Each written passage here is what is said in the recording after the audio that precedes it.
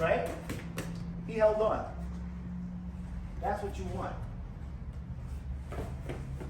You're not trying to break away.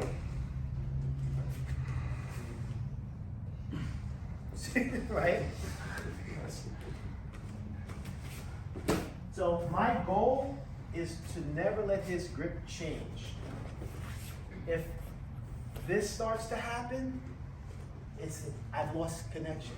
And now I'm depending on him to reestablish the grip, which no one's going to do, right? But if he feels like he's got me hold strong, if he feels like he's got me, that's the best connection for Aikido. I don't want to change that. I want him to hold.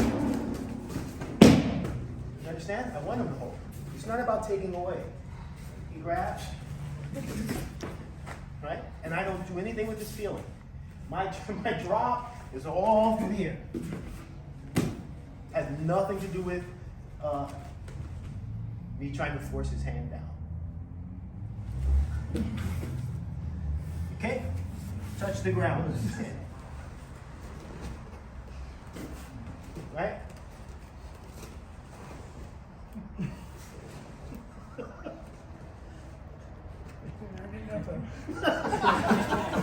Not low enough. God damn it, you're gonna stay on the ground. So, in my mind, I don't have an arm. I don't have a forearm or a hand. I'm moving my elbow to the ground. So I'm bypassing whatever is going on here. If I try to move this, I run right into him. If I think of my elbow, he doesn't exist. Does that make sense? Aye. Right? This is everything below.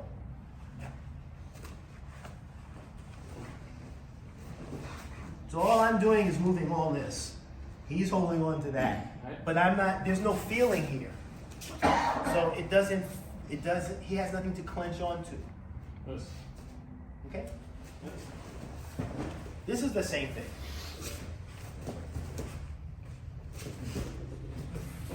It's the same thing. So we've been doing all this type of practice. And we do the same thing.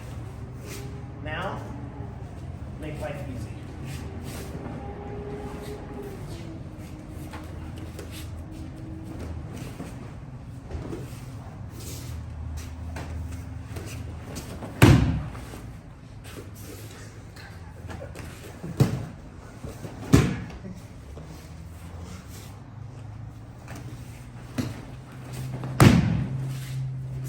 Start to like this bend in the Kodachi. Okay, give it a shot. I'm not doing anything with my hand. She's just grabbing my hand.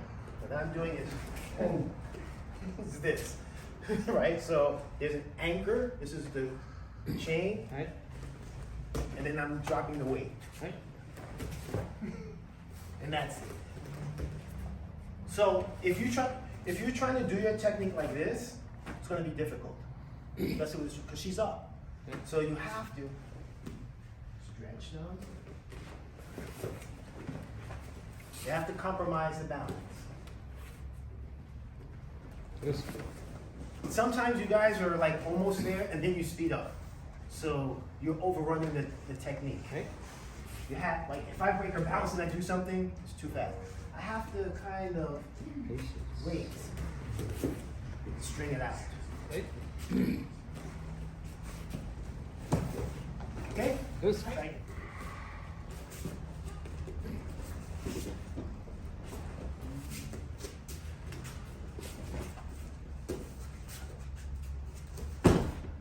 You understand? I'm not squeezing her. Am I squeezing you? No, sir.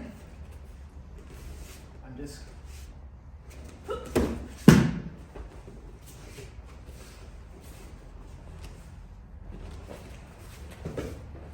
Okay? Good. So, beautiful. Good attack. So I'm going to be here. Now, this is where we did this before, right? They're grabbing us, and then we just sink. Same thing. Okay. Again, we did this. I'm not pushing with my arms. I'm dropping my body. So everything is, once we stop thinking about technique and we start thinking about principle, then you know how to apply that principle to whatever technique you're doing. If you just take technique, you could be doing a whole lot of disconnected things. Okay, so mote ura, twisting. You understand? I'm still going there. She's moving offline. You understand? When she strikes, if I get the timing right, I have the line. Clyde always talks about taking the line.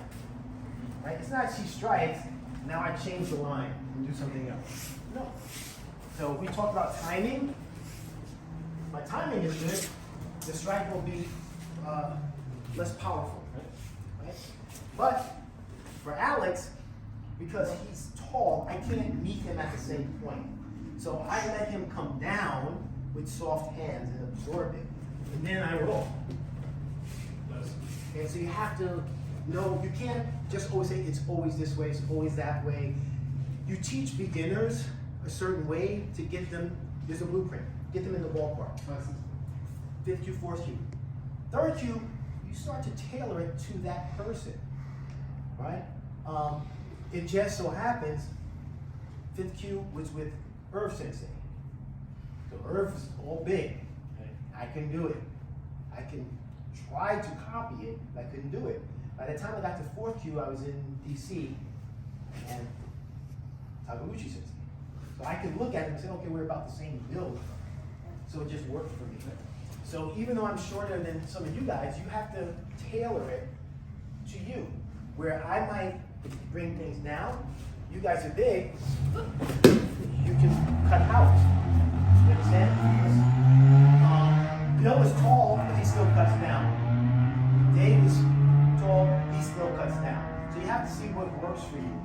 Okay? So I'm moving my feet, but I'm not moving my hands. I'm moving my body and that. So she strikes, we're gonna do this. We're gonna stay, we're gonna change feet, we're gonna go down. Okay? Stay, don't move this, change feet, prepare to roll. Stay, change feet, prepare to roll. Okay? Grab my legs, Ed. He can wrestle me and we can fight. Okay? Grab my legs. You understand? So sometimes you guys do Ikkyo and you end up like this and you're good. Not really. It's only because your partner is not countering or letting you know. So you have to be self-aware. He goes to grab me. Go ahead. And it's because, right, it's because my hand is touching his arm physically, but my mind is here. This is me touching his arm. Grab my leg. Looks the same. Grab my leg. Go ahead. Okay. So my energy is, I'm just pouring intention, whatever you want to call it, through his arm to the floor. I'm not just resting on his arm. So for uke, if you can touch their leg, just touch their leg. So then they'll know to make a slight adjustment. Okay? Okay? Right. Thank you. Is stay connected. You understand? But don't stop. Okay? So it's not like 1, 2, 3. When he strikes, relax your shoulder a little bit. You understand?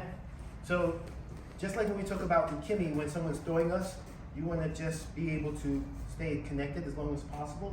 When he does this technique, I don't want to stop his momentum. You may slow it down a little bit, but you don't want to stop it. Okay?